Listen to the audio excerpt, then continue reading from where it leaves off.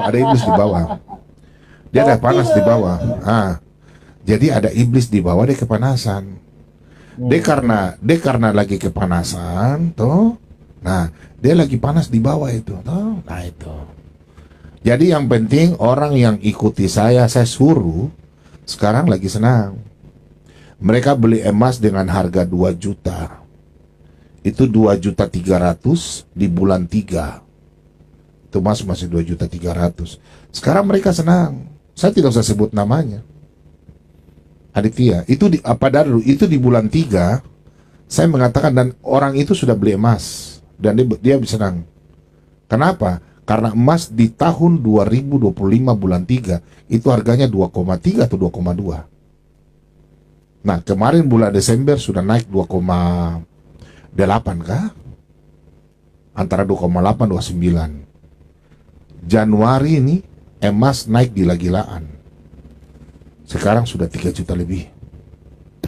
Oke, baik. Ini saya sekarang ngomong ini masalah emas dulu. Jadi di tahun 2026 ini nanti kalian lihat. Simpan saja. Kalian kalau ada uang investasi, tidak usah investasi yang lain, nggak usah.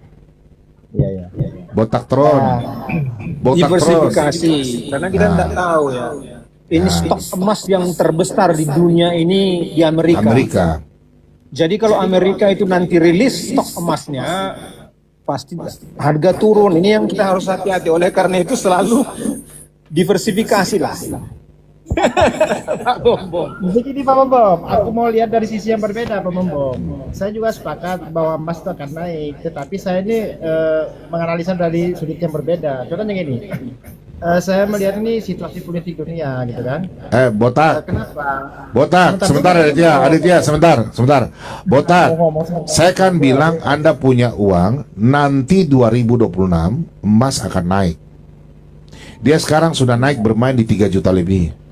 Dia tidak akan sentuh, nanti tidak akan pernah sentuh 4 juta, ingat. Dia naik sampai 5 juta di tahun 2026 ini.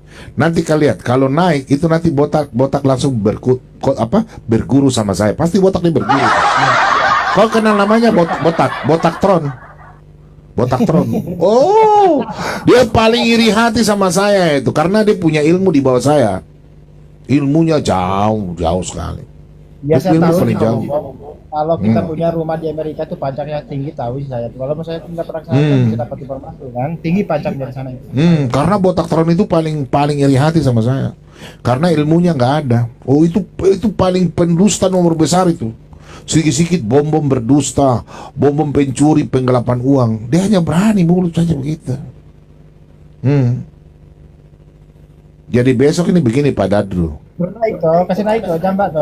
Pak Dadru, yang saya lihat itu, yang penglihatan saya kan, waktu tanggal 16 bulan 3, saya bilang akan ada air, ada air, mayat-mayat saya lihat, ambulans banyak, itu video saya sudah take down dia.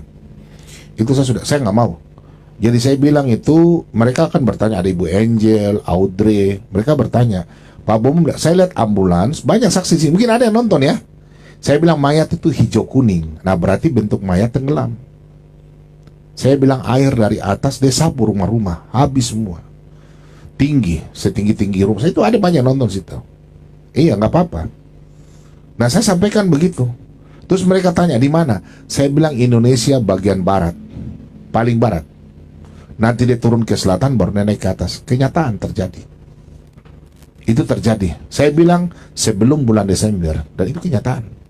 Saya bilang tahun 2025. Itu videonya saya sudah take down. Cuma saya bikin video karena saya bikin situ turut berduka. Itu saya suka kasih penglihatan. Dan terus saya bilang lagi emas. Itu berapa kali saya sampaikan. Saya bilang emas akan naik. Silakan beli. Dan itu ada di sini yang dengar kah? Ikuti Pak Bom kah? Tentang emas kah? Yang saya bilang 2026 dia tidak naik rata, tapi dia akan naik tinggi. Dan kenyataan setiap hari itu emas naik. Ya makanya kasih kita bicara dulu lah masalah emas ini cuman. Jadi gini, kenapa saya tuh sebentar Aditya. Kalian kok kenal namanya botak tron kah? Tidak, botak yang ngaku profesor. Itu dia nggak bisa jawab. Waktu saya tanya dia atau di set punya channel, dia mengatakan tuh bapak bunuh anak, berarti itu Marsion. Karena dia nggak bisa jawab pertanyaan saya tanya tentang 1 sampai 15 ayat 3. Dia nggak bisa jawab, jadi dia punya pemahaman tuh Marsion, Tritunggal Marsion, karena nggak bisa menjawab. Dan saya yakin dia ada Marsion, takut bahwa bapak bunuh anak. Cuma dia nggak bisa jawab. Dia punya ilmu tidak ada itu. Kok kenal kan namanya ngaku apologet? Padahal dia bukan apologet. Bukan. Oke, baik. Kok kenal dia kan? Kenal dia kan? Bahkan aku jawab ini Kok gak usah bertanya, kok gak usah ngomong. Iya, saya pernah diskusi sekali sama dia di tempat komalnya Bu Yuni. Dia nggak tahu apa-apa. Tentang Alkitab dia nggak tahu apa-apa. Dia nggak tahu apa-apa. Nggak ada ilmu dia. Nggak ada ilmu dia. Ya, makanya dengar dulu lah, Bang. Nggak ada, ya nggak ada. Dia nggak ada ilmu dia. Ya, hampir setengah Karena dia itu Bang Toyib. Dia kan lari tuh Bang Toyib. Bang Toyib dia itu Bang Toyib. Kau tahu Bang Toyib tuh? Bang Toyib. Saya nggak tahu ya apa-apa, tapi nggak nipu. Saya nggak pernah nipu orang punya uang seperti lu, ya botak ya. Saya tipu kau punya mama punya uang dan bapak, nggak pernah saya tipu. Kan botak Troni kan yang bilang bom penggelapan uang 164 juta. Ih kasihan nih. Kasihan Karto malu ya. Karena memang dia tidak tahu firman Tuhan. Karena dia bukan Kristen, Aditya. Kau tahu dia apa? Dia memang tidak tahu apa-apa. Jangan kau potong-potong. Karena memang botak Tron ini tidak pernah baca Alkitab. Iya. Iya. Iya. Gini Pak Pompong, Pompong dia ada di bawah gitu kan. Biar saya juga ini dapat apa namanya, ya dapat ilmu lah, nggak apa-apa lah ya. Jambak aja Metatron ini gitu loh. Debat kalian, aku jadi jurinya. Itu namanya profesor itu dia berani karena dia di luar negeri. Dia itu lagi stres. Kenapa? Apa yang dipersatukan Allah tidak bisa dipisahkan. Dia kan lagi stres tuh, alasan bilang kuliah. Padahal tong sucek, dia tidak terdaftar di Belanda. Dia tidak termasuk dalam plan Belanda. Saya sudah tanya sama Bang Kes, Metatron itu terdaftar kan tidak kuliah di ini gini. Bang Kes bilang tidak terdaftar di di kantor polisi. Tidak ada nama terdaftar dan kantor imigrasi. Tidak ada, berarti dia ilegal ke apa ya? Berarti saya mau nanya ini, apakah maksud Pak Bom ini Metatron ini ada peluang untuk dideportasi gitu maksudnya? Kalau kayaknya menurut orang ada, soalnya dia tidak istilahnya menurut orang yang ada di Belanda mengatakan bahwa dia tidak secara legal, dia ilegal. Itu kata Bang Keis. Sudah tunjukkan WA-nya kok. Ya memang kemarin juga dulu kan pernah kan ada yang dari Jerman tuh dari mana gitu ya. Kalau untuk mendapat semacam katanya begini Aditya. Sebentar saya screenshot dulu. Tidak terdaftar 5 triliun. Wih, kok punya uang banyak 5 triliun ya. Oke, kalau begitu botak Tron, kau coba angkat Abang Kes punya telepon. Iya, coba kalian ketemu di sana karena dia yang sudah laporkan kau. Coba, kau ketemu dia di Belanda itu 5 triliun toh? Oke, ya. Ya itu ada, berarti kau mengatakan, itu kan dia sudah lapor kau di kantor polisi. Coba kau angkat dia nomor telepon. Sabar ya, saya telepon dulu. Bentar. Aduh, rokok habis lagi. Brimo.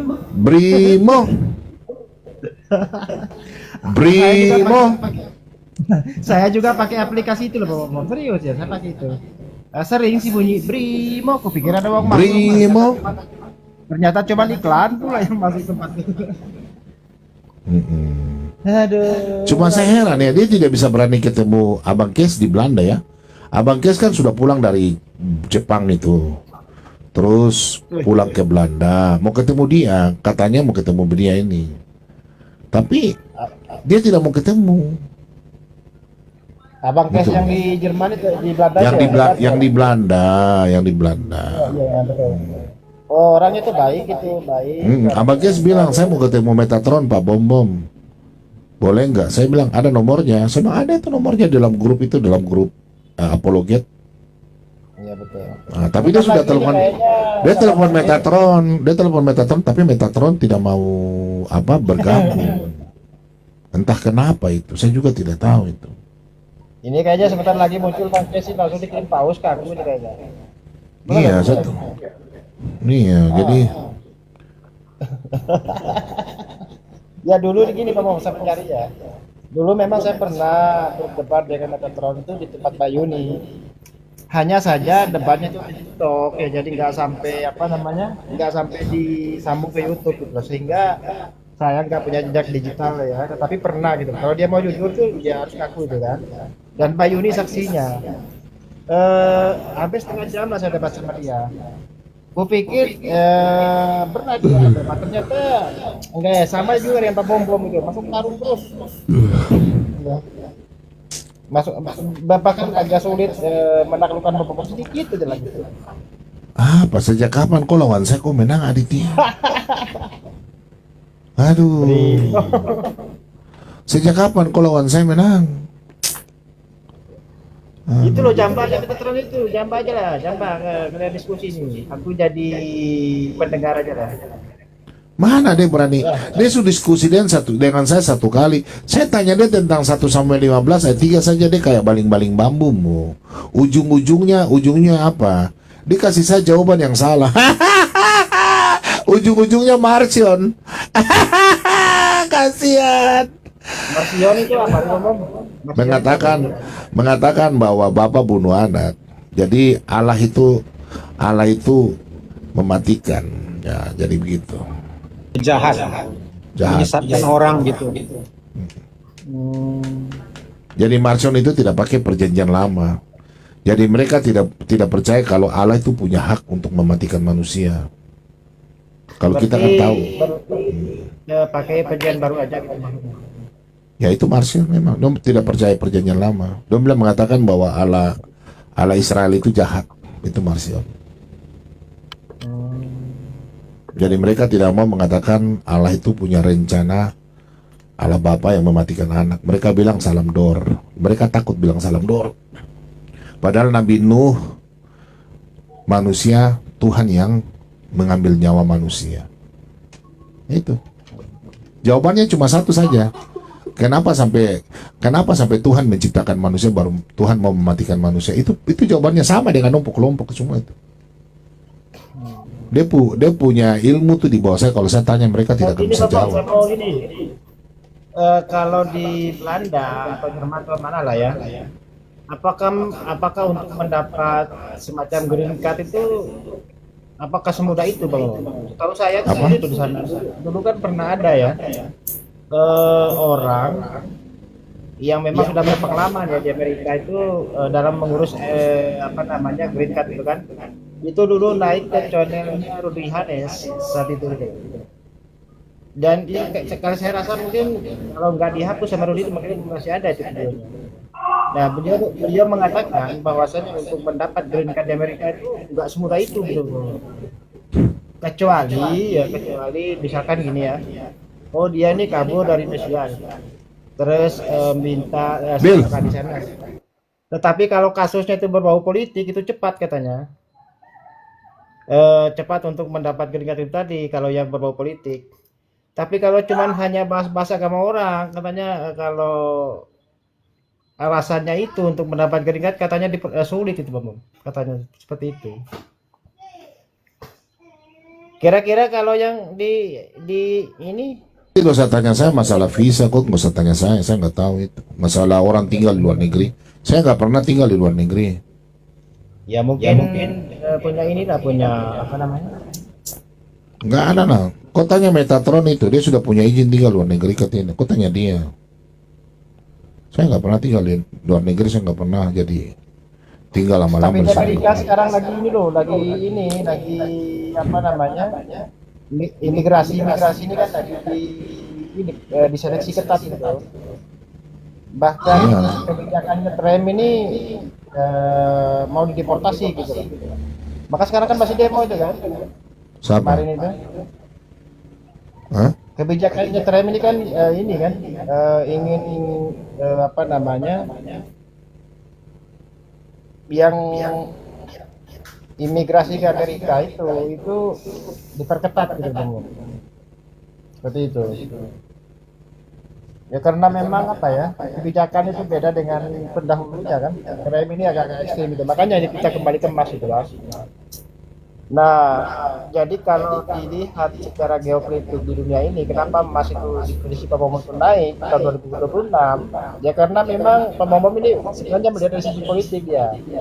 Bagaimana ketika Donald Trump atau Paman Gober, Tidak. entar dulu, Aditya, kau dengar Aditya, kau bicara tuh kayak macam orang bingung-bingung. Orang bisa prediksi dengan cara ekonomi dilihat dari saham.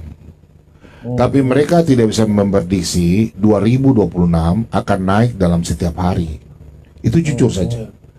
Contoh, emas diprediksi setiap tahun akan naik. Itu benar, setiap tahun akan naik. Tapi naiknya tidak signifikan. Dan yang saya bilang, di 2026 itu emas akan naik sangat luar biasa. Tapi memang Contoh. faktanya 2006 ini suasana politik ini kan panas sekali kan. Dengar dulu Aditya. Gimana? Yang saya bilang itu, emas itu kan dari dulu saya bilang, emas 2024, 2023, 2025, naiknya itu biasa-biasa saja. Tapi nanti di 2026, yang saya kasih tahu, itu mulai dari Januari itu emas naik gila-gilaan, setiap hari naik, itu kenyataan. Dan saya bilang tuh 2026, dia naik nanti dia tembus 3 juta, lewat dia tidak sampai 4 juta. Maksudnya dia tidak dapat 4 juta gitu, enggak. Dia lewat. Tapi Itu kan sekarang kata-kata. ini memang situasi politik dunia sekarang ini kan nggak bisa diprediksi memang. Saya nggak bicara politik dunia, kau ini paham ke tidak? Ya, tapi ini kan berpengaruh kepada Sebelum ada perang, kau dengar, sebelum ada perang, ada mau perang Venezuela, saya sudah bilang, belum ada fungsi bursa emas, saya sudah kasih tahu. Itu saya sudah kasih tahu. Sebelum Amerika menyerang, loh, coba kau ini, nah, sekarang begini, kau coba lihat Amerika. Amerika curi apa? Presiden Venezuela itu kapan? Maduro. Ya, itu saya kasih tahu. Ya kan, Nah, ditambah lagi tadi kan situasi kan gini. Terus yang kedua, Trump ingin menganeksasi Greenland. Nah, dia Sekarang ini- begini, pasti kau minta sama saya. Pasti kau ingin cari tahu. Pasti kalian semua ingin cari tahu.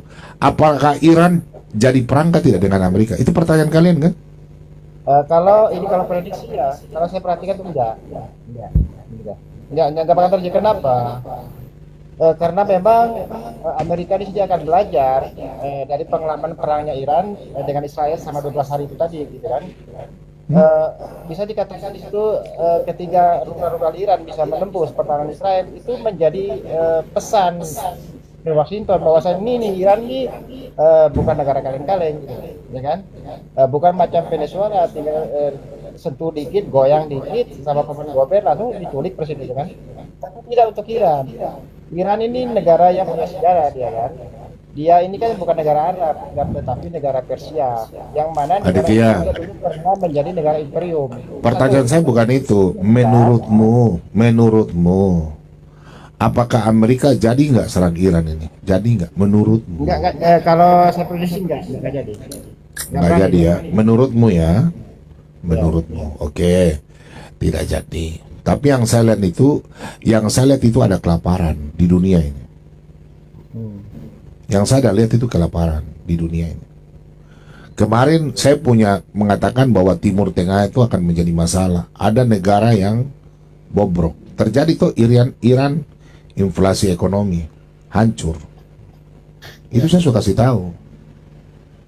Nah, Tetapi sekarang saya cuma saya itu menduga, ini kan menduga tuh nggak bakal jangan kau bicara begini, gini ya. Aku nggak boleh berpendapat. Enggak, nanti kau bicara di sini saya diam. Kau dengar ya Aditya ya. Yang saya lihat itu yang saya lihat itu kelaparan ke depan. Itu di seluruh dunia. Jadi yang penglihatan dari Dow Tony itu, teman-teman ya. Dow Tony bilang dari tahun berapa ya? Yang dia bilang nanti orang bercocok tanam, Karena memang penglihatan saya itu akan ada kelaparan. Nah itu. Jadi nanti ke depan ini nih kita usahakan nanti Aditya kau punya rumah itu kau tanam-tanam lah, kau tanam ubi, kau tanam apa ke buah-buahan toh. Kalau kau kan di kampung-kampung kan ada kebun itu tuh. Karena nanti besok itu beras impor dari Thailand, Thailand, Vietnam sulit nanti. Sulit. Karena nanti kita Indonesia ini beras saja untuk kita sendiri aja sulit. Ya, baik. Saya nggak tahu kapan, saya nggak tahu. Cuma saya lihat itu ada kelaparan. Tapi sebelum kelaparan itu yang saya lihat itu api, yang saya lihat api. Ya, ya. Gini ya, ini kan namanya juga tadi kan prediksi. Tadi kan Pak Mom menanya apakah Iran Amerika itu jadi perang. Saya ini kan hanya memprediksi gitu kan. Nah, saya memprediksi ini mengatakan tidak itu kan ada Tidak ya? beberapa di situ kan.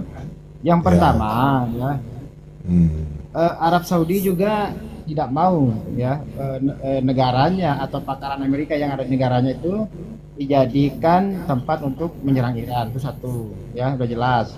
Terus negara-negara Arab mayoritas itu mereka juga tidak mau wilayah udaranya itu dipakai oleh Amerika untuk menyerang Iran, itu satu. Seandainya misalkan kemudian Amerika itu nekat menyerang Iran ya, yang mana negara-negara di sekitar ini tidak setuju gitu kan. Nah, sementara Iran ini kan bukan seperti Venezuela. Di sini ini sudah teruji dia rudalnya kan. Bahkan kemarin dia sempat menguji rudal antar benua loh. Itu melewati negaranya Paman Putin gitu kan. Ini pakar ini. Terus yang kedua, ya. Amerika juga menyadari kalau Iran ini tidak sendirian dia. Dia kan punya banyak proksi kan. Ada Kataib di Irak, ya, proksinya dari Syiah.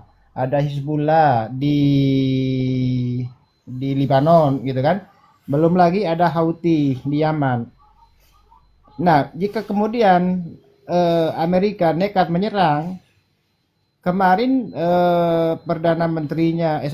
presidennya Iran sudah mengatakan ya, serangan kali ini jika kemudian dilantarkan oleh musuh, walaupun mereka itu menganggapnya sebagai serangan terbatas gitu kan, seperti yang sudah dilakukan sebelum-sebelumnya, Iran akan menganggapnya ini sebagai perang skala penuh ya.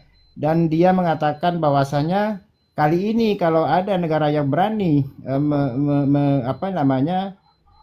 memulai peperangan, dia akan membalas, dia akan dianggap perang total gitu loh, perang habis-habisan. Aditya.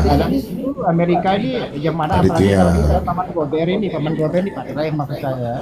Aditya. Dia ini seorang pebisnis dia, ya kan? Nggak mungkin lah dia itu misalkan kemudian perang terus Timur Tengah kacau gitu kan, terus nanti minyak itu Selat Hormuz ditutup sama Iran. Nah, sementara Paman Gober ini seorang pebisnis, macet dia kan. Jadi saya rasa ini cuman Aditya,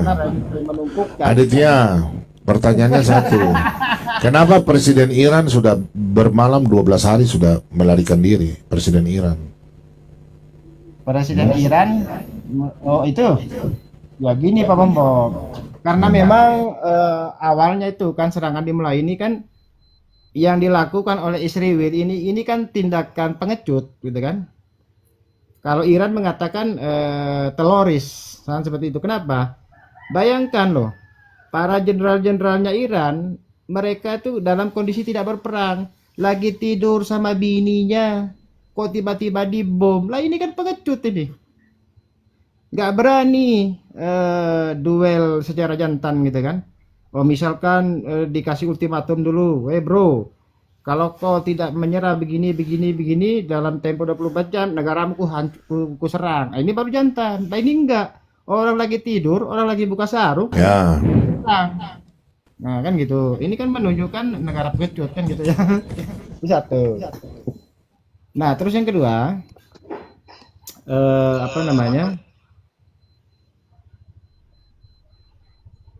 kenapa saya bisa memprediksi bahwasannya Amerika tidak akan pernah jadi menyerang Iran? Itu tadi ya, karena memang Iran ini bukan Venezuela, dia punya banyak proksi di situ.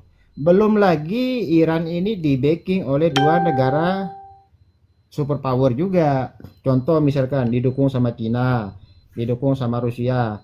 Kemarin itu ada beritanya ya, ada 10 pesawat kargo Cina mendarat di Iran. Yang namanya barang kapal kargo besar gitu nggak mungkin ke sana tuh bawa tempe, Pak Bom, nggak mungkin ke sana tuh bawa lontong, ya kan? Nggak mungkin ke sana itu bawa apa namanya? Apa yang Bapak bilang, nggak mungkin bawa bawa bawa inilah, bawa cabir segala macam gitu. Ya pasti itu tadi. Nah, saya rasa Paman Gober pasti akan memikirkan hal itu. Maka dari itu saya prediksi nggak bakal diserang dia. Tapi ngomong-ngomong, karena Pak Bom udah capek, udah bubar aja Bom. Iran bukan menyerang, lah botol katanya. Gimana sih? Negara sekeliling Iran sudah disediakan apa itu? Lelantar untuk Amerika untuk menyerang. Nggak berani Paman Gober menyerang itu, ya. Itu pun Paman Gober ingin menyerang Iran tuh ya paling atas pesanan Israel itu kan. Kenapa? Karena Israel ini sadar dia nggak berani kalau apple to apple dengan Iran. Kenapa? Kemarin dia sudah ditempelin sama Iran kan.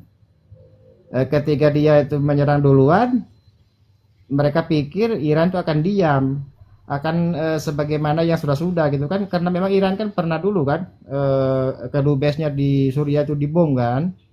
Tetapi Iran itu kan tidak langsung membalas itu. Bahkan butuh beberapa minggu kan baru dibalas kan seperti itu. Tapi apa yang terjadi ketika dia itu mengadakan meluncurkan serangan yang pengecut itu kan, yang menggebom orang sedang tidur segala macam. Ternyata Israel itu salah prediksi. Dipikir akan dibalas seminggu 2 minggu kemudian kan enggak. Tapi itu langsung dibalas kontan itu, ya. Langsung dikirim itu sama siapa namanya, sama Khomeini itu kan, langsung dikirim rudal itu, jebol itu David Sling itu kan. David Sling sama apa nama itu, David Sling itu kan pertahanan jarak jauh ya, sama Iron Dome itu. Bayangkan loh 3 lapis itu ya, senjata defensif itu 3 lapis loh. Iron Dome, David Sling, belum lagi TAT itu yang disediakan Amerika, jebol itu, ya seperti itu. Makanya Paman Gober sekarang tuh mikir kayak gitu. Tapi ngomong-ngomong Pak Bom, udah jam segini ya, udah bubar jam Bom, izin turun Bom. Aku disuruh ngoceh pula ya. Nggak apa-apa lah, biar kepanasi kalian di bawah.